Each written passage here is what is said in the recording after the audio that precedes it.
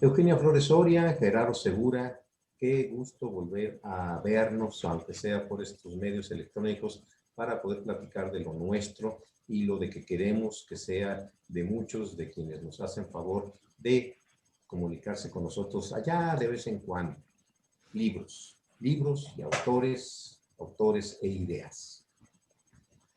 Eugenia, ¿cómo estás? Buenos días, mi queridísimo Horacio. ¿Cómo les va, amigos de los libros, amigos lectores?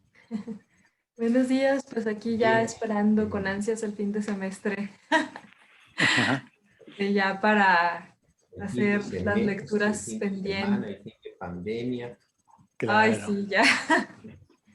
Ya Esto esta de la pandemia pandemia, ha pesado. sí, y cada vez les da más a la más conocidos, a familiares. Murió ayer Paco, ay, se me fue.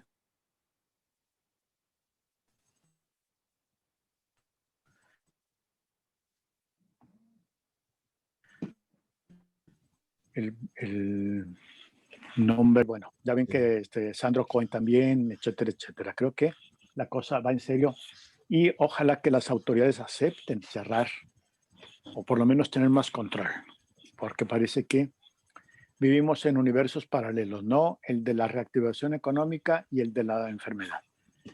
Pasemos a cosas más agradables, que es hablar de libros, Eugenia. Así es. Pues sí. Pues a sugerencia de Eugenia y aceptado por todos nosotros, quisimos platicar un poquito de Laureana Wright, de Klein Hans. Ella fue una autora del siglo XIX. 19, sí. Con fuerte impacto,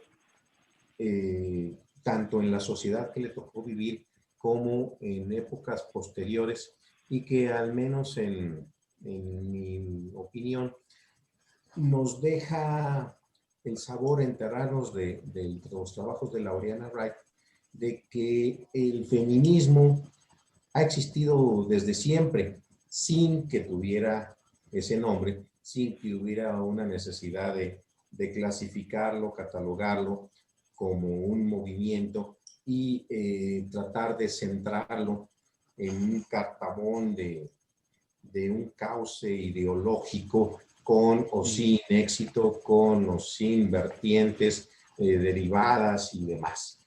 El feminismo existe porque hay mujeres interesadas en que las propias mujeres tengan en esta sociedad el espacio que deben de tener, no voy a decir que merecen, que deben de tener por el simple hecho de existir como seres humanos. Claro. Y es una de las cosas que más se batalla, como si fuese algo extraordinario, como si se pidiera que las mujeres tuvieran derecho a tener antenitas o a volar o a... Bueno, yo creo que por algo la cultura occidental les pone tantas trabas a las mujeres, porque sabe que si las mujeres hacen todo aquello por lo que están capacitadas y tienen derecho y desarrollan su inteligencia y su talento, esta sociedad sería otra, por lo menos sería una sociedad menos dormida. Y bueno, de hecho hay algunas por ahí, la década de los años 60, 50, 60, empezaron como los estudios de algunas autoras, ahorita se me fue el nombre de la que quería comentar, ahorita la recuerdo, que ellas empiezan a preguntarse esto, ¿no? Que comentan qué es, o sea, qué podríamos considerar como feminista en el pasado cuando todavía el movimiento no, porque esto del movimiento, como lo conocemos ahora, pues es una visión de la modernidad que Claro. empezó a fortalecer en el siglo XIX, junto con todos los otros movimientos, pues de estas personas que estaban como al margen, el movimiento de los obreros, o sea, esta conciencia colectiva que fue muy fuerte a través del marxismo y todo. Pero la historia de los movimientos de las mujeres pues, es más antigua, casi que desde que empieza una represión, pues hay una respuesta. Pareciera que como ahora es un tema así como muy discutido, que ha tomado o que ya ha logrado como colocarse de nueva cuenta en la discusión masiva, pareciera que es algo como que tiene muy poco, como que es algo muy actual, pero en realidad a la historia de estas mujeres que empezaron como a quejarse, a proponer otro tipo de sociedad, a hablar, pues sí es más lejana, pero bueno, es una historia muy complicada, con muchos matices, Y dependiendo también del lugar, de la época. O sea, no es fácil como reducirlo a una historia muy breve. Pero una de estas autoras, una de las teóricas de las que empieza o sea, a preguntar, a decirse, bueno, no hay la mujer no está puesta como ser histórico, entonces hay que empezar a estudiarla así, o sea, ya no es la historia del hombre, sino bueno, vamos a hacer la historia de las mujeres, dónde están los documentos de las mujeres, lo que hicieron, o sea, cómo las rastreamos, si han estado así como borradas o aisladas, entonces empieza otra manera de estudiar. Y una de las cosas que ya empezó a ladrar algo que se ponen en cuenta aquí cuando se discute si podríamos hablar de un pensamiento como protofeminista o algo así, es la conciencia de los demás. Por ejemplo, hablábamos de Sor Juana la vez pasada, claro, una discusión muy grande, ¿no? Hay quienes dicen que Sor Juana no puede ser feminista en el sentido que lo entendemos ahora porque no hay una convocatoria colectiva, ¿no? O claro, sea, no claro. hay, como sí sucede en mujeres como está Cristina de Pizán, por ejemplo, en la Edad Media, ella sí convoca. Entonces, ella es como de estas pioneras, ¿no? Pues, de tradición europea, porque también en la tradición asiática hubo movimientos, incluso Sí, antes, porque fueron sociedades, algunas represivas, o sea, muy patriarcales. De hecho, fíjense qué interesante porque estaba estudiando, bueno, estoy tomando un curso de religiones antiguas y tocó el tema de las religiones de Irán, ajá, antiguo Irán, y resulta que antes de que llegaran los arios a esas regiones, o sea, en épocas súper remotas, las religiones que estaban allí eran matriarcales, o sea, las sociedades. Entonces hay una historia muy interesante de cómo se van colocando estas como grupos con un pensamiento patriarcal, etcétera, y cómo se van permeando ahí las ideas. Pero bueno, todo esto es como una antesala, ¿no? Para hablar de esta Lauriana Wright, que es una escritora, activista, es un personaje como muy protagónico en el siglo XIX, y que pareciera que no está como muy presente en la historia, ¿no? Cuando vemos los libros de historia de la literatura, pues si no viene el tema de las mujeres, no la vemos a ella. O no, o bueno, ya últimamente ya hay más cosas, pero todavía cuando yo estudié, pues no te la topabas, ¿no? claro. Es que eso es un Pues, fenómeno consecuente con la tradición de los hombres de borrar a las mujeres de la historia de la literatura. Lo hemos conversado nosotros en alguna ocasión. Quien escribe la historia de la literatura son los hombres y borran a conveniencia o ensalzan a conveniencia. Y Laureana es una de las víctimas. así es, y pese a que ella hizo una labor muy fuerte, o sea, cuando empiezas a conocer su historia, yo ya me la encontré en un texto sobre poesía, o sea, que yo andaba buscando las poetas y bueno, las poetas del siglo XIX, o sea, la historia de las poetas mujeres, y ella apareció ahí porque pues dirigió algunos periódicos Claro. importantes de mujeres y que no solo eso, sino que, o sea, no solo hizo estos periódicos y promovió como la escritura de las autoras ni nada de eso, sino, bueno, aparte de todo eso, sino que también tuvo ideas revolucionarias en la educación de la mujer, o sea, ella entendía que todo el problema venía de que no se permitía la igualdad de estudios ni la igualdad de decisión política en el sufragio, entonces, a través de estos periódicos, ¿no? Violetas de la Náhuatl y estas, em, pues, revistas, diarios que empezaron a circular a través Ajá. pues, por ella, pues empezó a divulgarse también esta serie de ideas que, si bien ahorita nos pueden sonar como muy lógicas, en su tiempo lo eran para algunos y para otros eran incómodas, ¿no? Incluso Completamente irreverente, sí. desde épocas anteriores, o sea, como, de hecho por ahí hay un dato que ella estuvo en la sociedad Nezahualcóyotl donde estaba Manuel Acuña y Así estos es. otros, o sea, de hecho Manuel, o o sea, se conocieron y colaboraron por ahí con este grupo. Fue Manuel Acuña quien la invitó a la sociedad en reconocimiento a su talento. Y después Ignacio Ramírez hizo lo propio también en la sociedad científica. Sí, porque también para allá, o sea, su labor, o sea, como iba muy dirigida a esta idea de cambiar el pensamiento, ¿no? La forma de educar. Claro. Entonces, ella se involucra no solo en la literatura. Y eso me gusta mucho de estos personajes, o sea, que últimamente, no sé, a veces a mí me han dicho muchas veces, ya como me cae gorda, como que no, tú haz lo tuyo, o sea, tú no estés opinando de política, de educación, tú ponte a hablar ahí de tus poemitas y, a ver, espérate, o sea, ser escritor Claro, es un acto político, o sea, así es. un escritor, aunque tú digas, no, yo no quiero saber nada de eso, pues es postura política. Entonces, el leer, el documentarte, el tener, pues digamos que esta pasión o este deseo de conocer la historia, de buscar respuestas a los porqués de la economía, de la educación, pues es parte de alguien que es lector, o sea, es parte Claro, de la formación de un escritor, debe conocer su realidad, o sea, su contexto, o sea, por qué el país está como está, de dónde viene, claro. quiénes participaron en eso.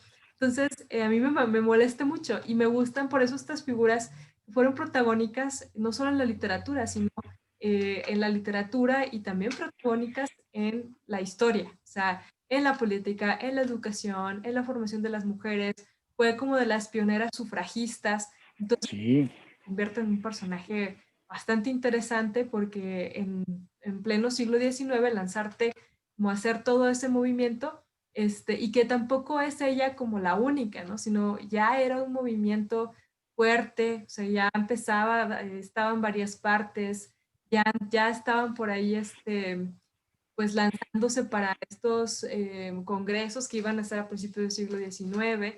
en Yucatán, ajá, perdón, a principios del siglo XX en Yucatán hubo Sí, un perdón, en congreso, sí, 1916.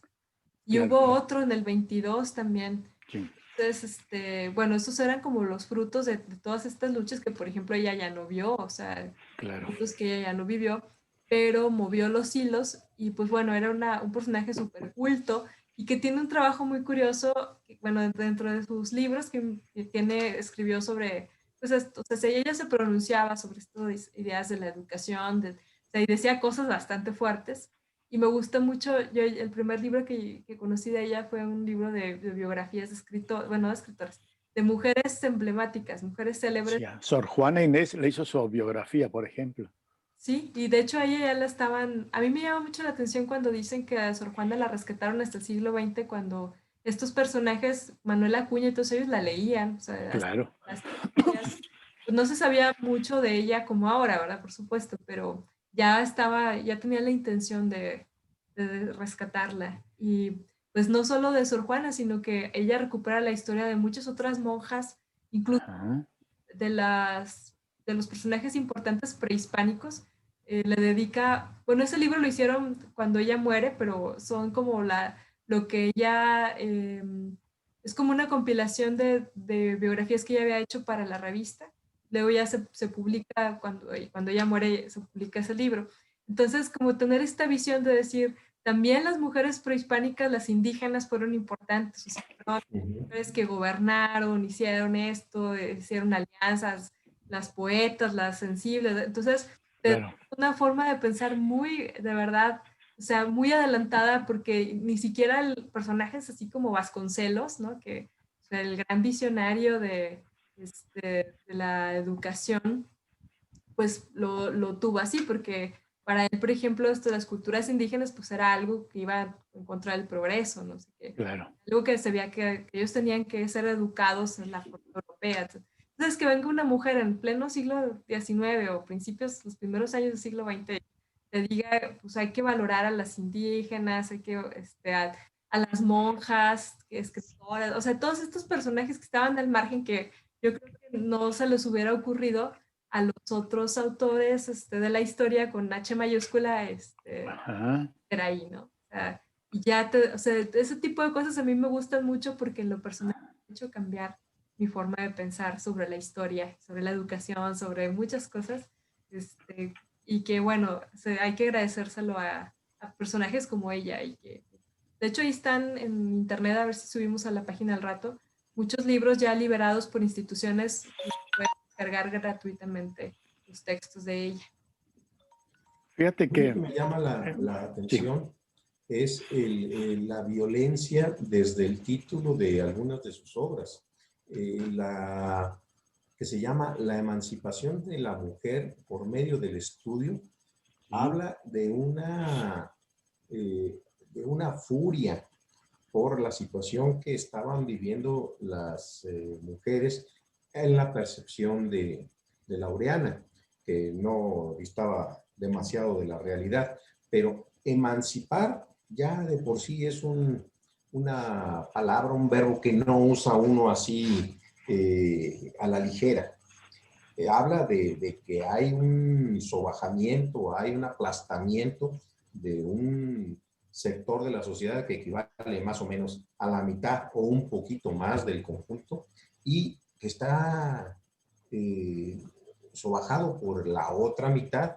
Entonces, ajá, hay que plantearlo de esa manera. No es algunas recomendaciones o análisis de cosas que podríamos llegar a hacer. No, hay que emancipar a las mujeres. ¿Cómo?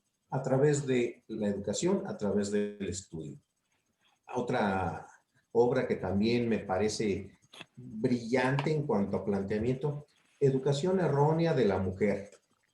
O sea, estamos partiendo de que la propia sociedad y la parte también que le corresponde a las mujeres en ella es un modelo educativo en el que propicia que vayan adoptando esa posición tan reduccionista a la que están condenadas desde hace siglos. claro. Y la otra parte, el subtítulo de esta obra, medio práctico para corregirla. O sea, no se trata nada más de, no, la educación, caray, Claro. está muy mal, ¿verdad?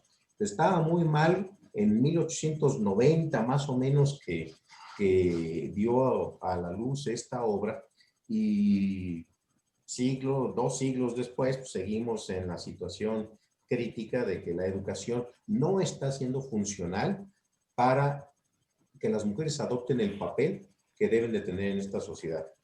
¿Por qué? Pues Sí, porque sí, nos hemos estado haciendo, iba a decir tontos, no, sí, nos hemos estado haciendo tontos por generaciones y por claro. siglos para que el status quo permanezca tal cual. Yo quiero agregar un detalle.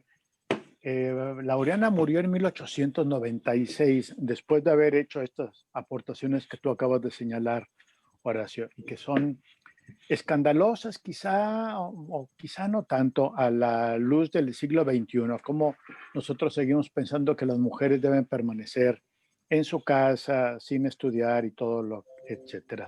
Y ella levantó la mano y la voz y puso los puntos que debería ponerse públicamente. Sin embargo, en 1929, casi 30 años después, salió publicado en Inglaterra un libro que es un libro muy conocido y que sin embargo sigue siendo un libro lindo, no escuchado. Me refiero a Una habitación propia de Virginia Woolf, en el que pone exactamente los mismos puntos sobre las mismas sillas, ella en Inglaterra, Laureana en México. Y hay un pasaje que quisiera compartir muy brevemente, es un pasaje que está en la página 115 de esta edición de la UNAM que tengo, en la que Virginia Woolf, durante todo el libro, defiende el derecho a la mujer de publicar y de escribir y señala que uno de los enemigos de este derecho de las mujeres de publicar, de escribir y publicar, son las mismas mujeres. Entonces, leo una cosa muy breve, página 115. ¿Qué visión de tumulto y de soledad trae el recuerdo de Margarita Cavendish? Como si un pepino gigante se hubiera extendido sobre todas las rosas y los claveles en el jardín y los hubiera muerto de asfixia. Qué desperdicio que la mujer que escribió, abro comillas, las mujeres más educadas son aquellas cuyas mentes son más corteses, cierro comillas, hubiera malgastado su tiempo garabateando desatinos, hundiéndose cada vez más en la oscuridad y la locura, hasta que la gente se agolpa alrededor de su coche cuando salía. Evidentemente, la duquesa loca, que es Margarita, sirvió de espantajo para asustar a las muchachas inteligentes. Y dice Virginia Woolf, aquí recordé, dejando a un lado a la duquesa y abriendo las cartas de Dorotea Osborne, esa Dorotea escribiendo a Temple, otra persona, sobre el nuevo libro de la duquesa, y abro comillas. Dice Dorotea Osborne, claro que la pobre mujer está algo trastornada, puesto que ha tenido la ridiculez de animarse a escribir libros y en verso. Aunque no durmiera una quincena, yo jamás me atrevería a hacerlo. Este es el pensamiento de una mujer acerca de la escritura de otra mujer consignada por Virginia Woolf en 1929 en su libro Una habitación propia. Imaginémonos Inglaterra ya en plena revolución industrial, ya absolutamente en revolución industrial después de haber pasado la Primera Guerra Mundial.